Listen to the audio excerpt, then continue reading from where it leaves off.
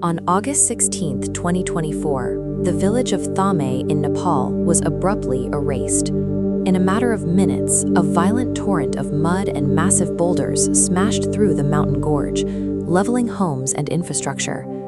The sky above the village was relatively clear.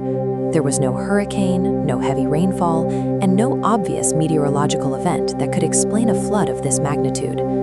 The devastation came from miles above, entirely out of sight. It was a glacial lake outburst flood, or a GLOF, a cascading disaster that triggers high in the peaks when a reservoir of glacial meltwater suddenly bursts its confines. The destruction of Thame is a preview of a highly active hazard. Right now, similar reservoirs of glacial water hang precariously over valleys worldwide, placing 15 million people directly in the crosshairs, the vast majority of them living in the Himalayas. Knowing the risk of these sudden floods, it raises a logical question. Why do millions of people establish entire towns directly in their path? In the Himalayas, flat, habitable terrain is exceptionally rare. Communities are geographically confined to these narrow strips of level valley floor, bracketed by incredibly steep, unforgiving mountain slopes.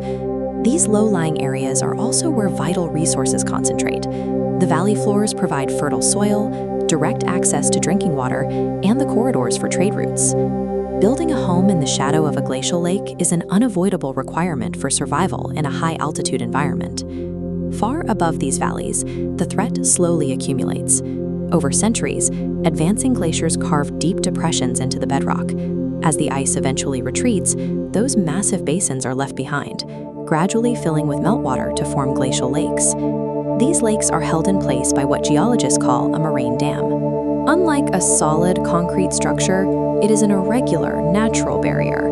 It is simply a loose collection of unconsolidated rock, gravel, sediment, and dead ice that the glacier bulldozed forward as it grew. Because this debris is packed loosely together, it is structurally fragile. This chart illustrates how rising global temperatures accelerate the danger.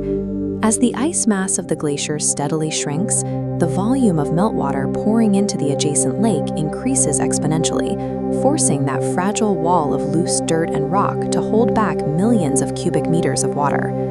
A swollen lake pinned behind a highly unstable moraine acts as a loaded geological weapon. It only takes a minor disturbance to set it off. Marine dams rarely collapse spontaneously. They are usually breached by a sudden, violent displacement event that strikes the water from above. The trigger can be a rockfall, an avalanche sliding down the adjacent peaks, or a massive block of ice calving off the main glacier and plunging directly into the lake below. That impact creates a massive kinetic surge, a localized tsunami wave that crests the top of the moraine. The overflowing water quickly erodes the loose gravel, shattering the dam entirely and releasing the lake's entire volume all at once. Gravity pulls the surge straight down into the V-shaped mountain canyons. The steep, narrow geometry of these rocky riverbeds acts like a natural funnel, severely restricting the water and forcing it to accelerate to extreme velocities. As the flood accelerates, it violently scours the canyon floor. The water absorbs massive boulders, uprooted trees, and thousands of tons of earth. At this stage, it transitions into a debris flow, a dense, turbulent slurry that behaves like liquid concrete. A glacial lake outburst flood levels villages like Thame because it ceases to be a flood of water. It arrives as an unstoppable avalanche of solid mass that pulverizes whatever stands in its path. Rising temperatures and thawing permafrost are increasing the frequency of these floods. To protect downstream communities, engineering teams and disaster risk agencies are physically intervening to disarm the most volatile lakes before they can burst. One primary method is siphoning.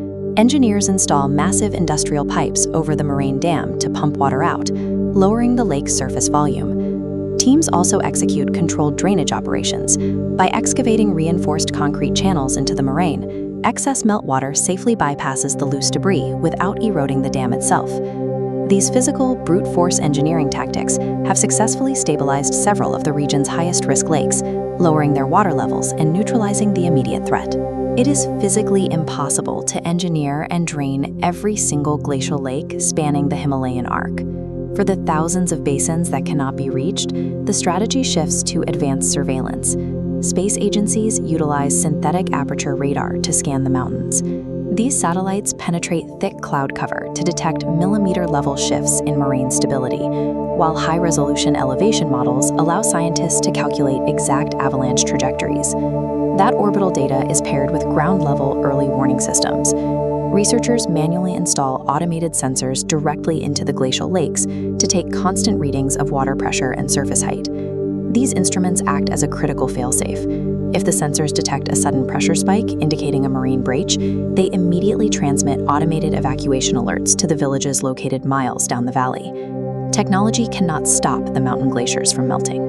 But this combination of orbital tracking and ground-level surveillance is giving the millions of people living in these valleys the one resource that saves lives: